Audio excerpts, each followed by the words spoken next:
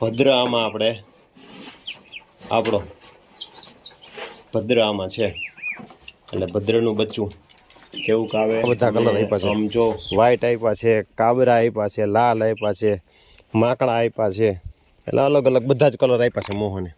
એટલે એમાં તો બાય ચાન્સ પ્રાકૃતિક ફાર્મ નારણભાઈ વસરા. ચાલો મિત્રો, આપણી આ ઓળખી હવે વેતર ઉપર આવી ગઈ છે. આમ થોડુંક આવ લીલું દેખાવા માંડ્યું અને થોડાક દિવસો કાઢશે એવું લાગે છે. અને ભદ્ર આમાં આપણે આપણો ભદ્ર આમાં છે એટલે ભદ્રનું બચ્ચું કેવું આવે તમે આમ જો તો શ્યામ વર્ણ ઉપર છે, લાલ છે પણ પૂઠું કાળું છે, ડોક કાળી છે. એટલે કેવું રિઝલ્ટ મળે એ આપણે જોવાનું છે. આ વર્ષે આપણે ભદ્રને આમાં તો આપણું ઓલું છે બ્રાઝિલ. ભદ્રને આપણે જો આ મોહનની વાછડી છે એમાં પણ ભદ્રને આપણે મૂકેલો છે. અને ભદ્રના ખૂબ સારા એવા રિઝલ્ટો સામે જે આપણે ત્યાં ગાય લઈને આવ્યા હતા એ બધાને ત્યાં બહુ સારા એવા રિઝલ્ટો છે. તો આવનારા દિવસોમાં ભદ્ર આપણે 5 ગાયોમાં મૂક્યો છે અને ખૂબ સારા એવા બચ્ચા એમાં શરૂઆતથી જ હાઇટ, બોડી, લેન્થ બધું જ આવે છે. એટલે કીધું કે આપણે પણ ટ્રાય કરીએ. એટલે આ આપણો ભદ્ર છે અને આ આપણો રુદ્ર છે. અને આમાં પણ લગભગ કેમ કે રાતે થઈ હતી એટલે 99.99% ભદ્રથી જ થઈ છે.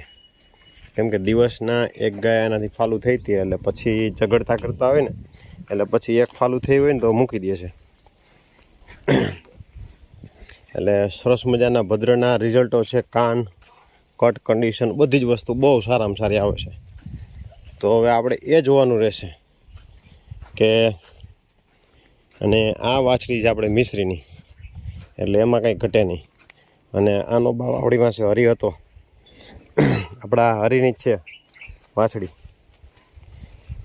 સેમ સિંગ પેટર્ન સેમ આવી હતી અને એકદમ આછી ચામડીનો એ પણ એ જ હતો. એટલે હવે જોવાનું એ છે કે આમાં બચું, કેમ કે નંદી એકદમ વ્હાઈટ છે અને આની 3 પેઢી, બે બાજુની સાઈડની 3 પેઢી લાલ છે. તો શું આનો ભદ્ર કલર ચેન્જ કરી શકે કે નહીં? અને આ મોહનની વાછડી છે એટલે આમાં તો હજી કલર આવવાની શક્યતા રહી, કેમ કે મોહને ઘણા બધા કલર આપ્યા છે.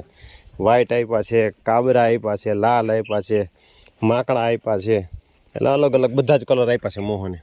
એટલે એમાં તો હજી બાય ચાન્સ શક્યતા રહીએ. પણ આમાં તો બે બાજુની સાઈડ રેડ જ છે, લાલ જ છે, એમાંય પાછું ઘાટું થયું. અને આ એની માં ચોથી પેઢી ઉપર આ કલર છે. એટલે પાયલ છે ને આપણી, એની માં છે ને એનો સેમ આવો કલર હતો.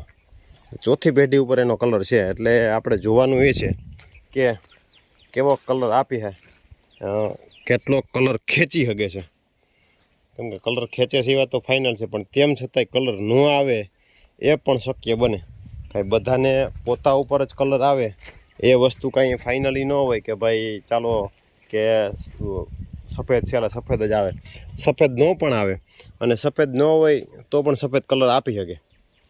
એટલે વસ્તુ જોવાની આપણે એ છે કે હવે આપણે કેવું રિઝલ્ટ મળશે.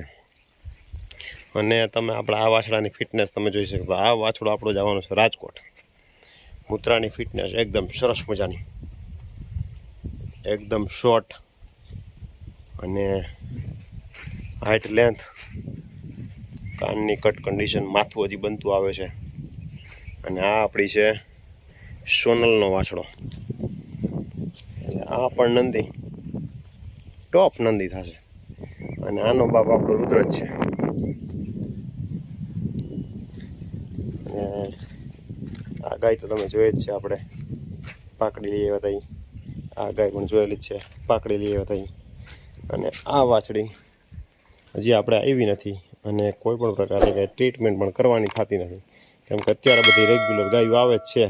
એટલે બધી મહિના દિવસને ફેરે જેવું અંદાજિત છે. એટલે આને આપણે કંઈ કરવાનું છે નહીં, ઓટોમેટિક આવશે. કૃમિની ગોળી આપીશ થોડીક, આમ હાજી નેરવી, આમ ટૂંકમાં દુબળી છે થોડીક, તાજી થાય ને એટલે હોર્મોન્સ ઓટોમેટિક ચોમાસું લગભગ પહેલું વરસાદ થશે ને એ આસપાસ લગભગ 99.99% મારા ખ્યાલ પ્રમાણે આવવી જોઈએ. કેમ કે એવો આમ અનુમાન છે કે એ સમય દરમિયાન લગભગ હોળકા પછી આવી જાય. કે અત્યારે ઉનાળામાં અત્યારે આવવાને તો આવી જાય, નકર પછી ત્યારે આવી જાય. તો ચાલો હવે આપણા આ જે મિશ્રીની વાછડી છે રેવતી, અને કેવું બચ્ચું આવે એ આપણે જોવાનું છે, અને એમાં આપણો ભદ્ર છે. તો ચાલો અપડેટ આપશું અને કેવું બચ્ચું આવશે એ પણ જોવાનું છે. જય ગૌ માતા.